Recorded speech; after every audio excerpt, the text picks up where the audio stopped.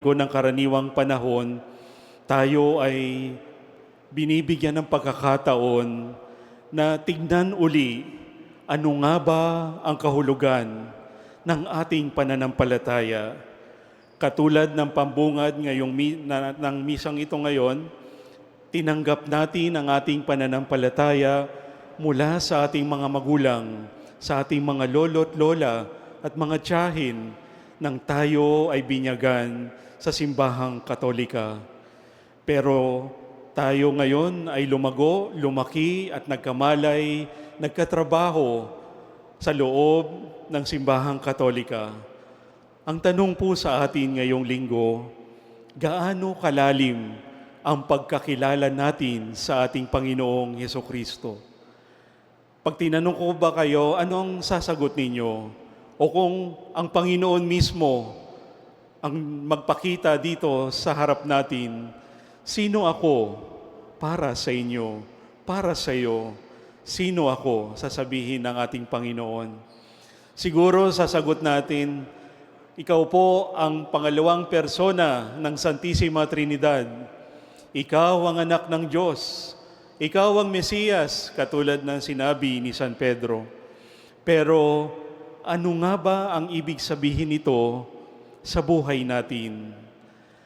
Minsan kasi, ang pagiging Kristiyanong Katoliko ay tuwing linggo na lamang, tuwing 4 to 5 p.m. na lamang. At doon nakikita natin na ito na lang ang Sunday obligation natin. At paglabas natin sa simbahang ito, balik tayo sa dati nating buhay na para bang hindi tayo Kristiyano. Mga kapatid ko kay Kristo, tinatanong tayo ng ating Panginoon ngayon, sino nga ba ako sa buhay mo bilang Kristiyano? Tinatawag mo akong Panginoon, pero sinusunod mo ba ang mga utos ko sa iyo? Tinatawag mo akong Diyos, pero ako nga ba ang Diyos ng buhay mo? Sa ating mga pagbasa ngayong linggo, makikita natin na tinanong ni Jesus ang kanyang mga alagad, sino nga ba ako para sa inyo? At sinabi ni Pedro, ikaw ang Mesiyas. Ngunit tandaan natin, ano nga ba ang Mesiyas para sa mga Israelita o nung panahon ni Jesus? Ang isang Mesiyas para sa kanila nung panahon ni Jesus ay isang political leader, isang hari. At tandaan natin sa kasaysayan ng Israel ay nasakop ng imperyo ng Roma o Roman Empire. At hindi sila masaya doon dahil isang dayuhang bansa ang lumupig at namamahala sa kanila. At sabi ng mga propeta sa Lumang Tipan, magpapadala ang Diyos ng isang Mesiyas na mula sa lipi ni Haring David ang siyang magpapatuloy ng paghahari ng Diyos dito sa lupa. Pero para sa mga Hudyo at mga Israelita, isa itong political Messiah. Para bang isang charismatic leader na kumbaga siya ang magre-resolba ng lahat ng problema natin. Siya ang magsisilbing hari, totoong hari ng mga Hudyo. Ngunit ito ang gustong pabulaanan ng ating Panginoong Hesukristo. Hindi ganito ang kanyang pagka-Mesiyas. Ang kanyang pagka-Mesiyas ay isang nagdurusang alipin, katulad ng narinig natin sa unang pagbasa. Inaapi siya dahil ginagawa niya ang kalooban ng Diyos. Malugod niyang tinatanggap ang mga hapis at dalita ng buhay dahil doon niya napapatunayan na ang Diyos ang siyang magliligtas sa kanya. At dito nakita natin na totoo nga na si Kristo ang anak ng Diyos dahil nagtagumpay siya nang siya'y mamatay sa krus. Kahapon pinagdiwang natin ang exaltation of the cross at parang napakalapit nito sa ebanghelyo natin ngayon. Nakita natin na ang tagumpay ng krus ni Kristo ay tagumpay ng kabutihan laban sa kasamaan. Nagtagumpay na ang Diyos. Niligtas niya na tayo. Ngunit ang tanong, kasama ba tayo sa likod niya? Tayo rin ba'y nagtatagumpay laban sa kabutihan? Tayo rin ba'y umiiwas sa mga gawin ng kadiliman at ng kasamaan? Mga kapatid ko kay Kristo, ang pananampalataya natin ay hindi lamang sa bibig at tuwing linggo lamang. Ang pananampalataya natin ay dapat makita sa ating buhay, sa pang-araw-araw nating gawi, sa mga desisyon natin sa loob at labas ng tahanan, sa ating mga trabaho at sa pamayan ng ating ginagalawan. Minsan kasi, hindi na natin ito ginagawa o kumbaga pinapansin dahil Kristiyanong bansa ang Pilipinas. Pero nakakalungkot din na tayo ang isa sa mga korap na bansa sa Asia o maging sa buong daigdig dahil hindi sinasabuhay ang aral at buhay ng ating Panginoong Hesukristo. Tayo'y Kristiyano lamang sa isang biodata, what is your religion? Catholic, hanggang doon na lamang. Pero pagtingin sa buhay natin, parang hindi tayo Kristiyano. Kaya ngayong linggo, pinapaalala sa atin ang pananampalataya, katulad sa salitang pananampalataya, lagi dapat tayong tumaya sa ating Panginoong Hesukristo, sa Kanyang buhay, sa Kanyang aral, dahil doon nakikita natin at matatagpuan natin ang kaganapan ng buhay na ito. Madaling sabihin, yes, Father, magiging Kristiyanong Katoliko na ako. Madaling sabihin na bukas magbabago ako. Pero minsan, kailangan natin ng commitment, maging matapat, at porsigido tayong maging Kristiyano. Kaya pa ba nating magsakripisyo maging Kristiyano kung tayo'y lumuluha na, kapag tayo'y inaapi na at pinagtatawanan dahil Kristiyano tayo? Kaya pa ba nating maging Kristiyano kapag ang huling damit na susuot natin, ibibigay natin sa mga nasunugan?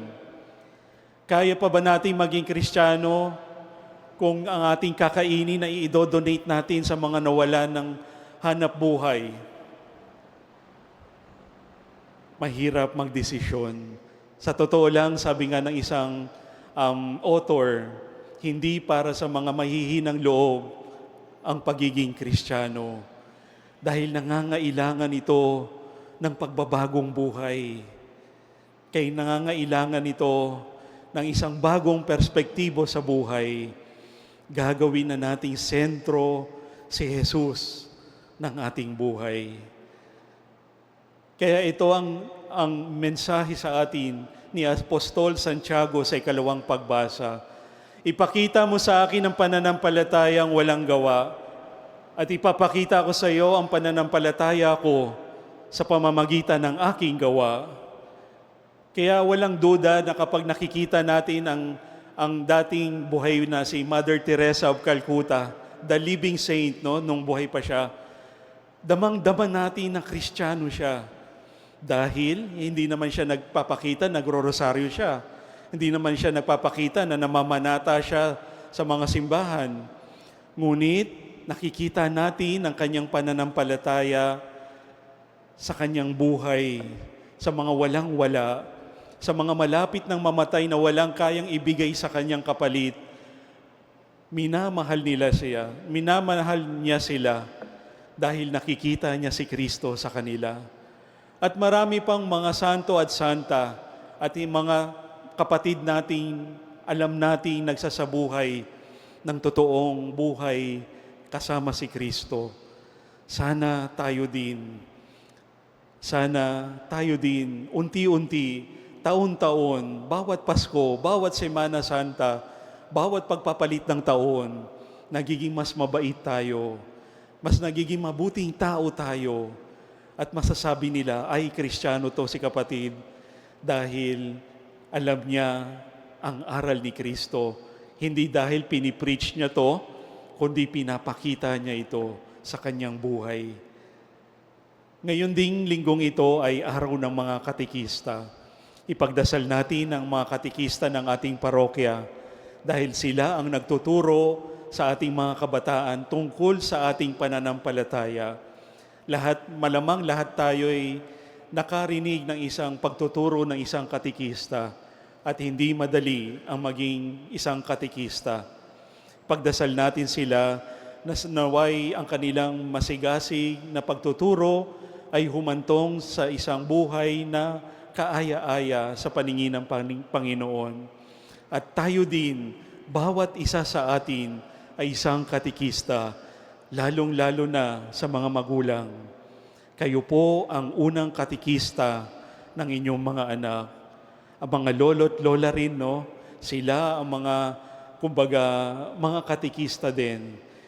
Maraming kwento na kung saan ang nanay at tatay ang nagturo paano magdasal sa kanilang mga anak.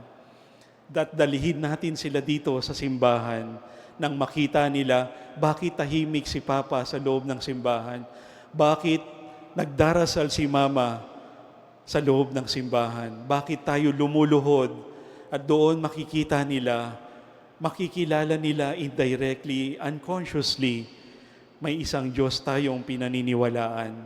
Isang Diyos ng pag-asa, isang Diyos ng pag-ibig. Ito ang hamon sa ating lahat. At sana hindi maputol ang ating pagtuturo ng pananampalataya, lalo na sa mga kabataan ngayon. Dahil sila ang susunod na henerasyon na magiging mga Kristiyano at magsasabuhay ng ating pananampalataya.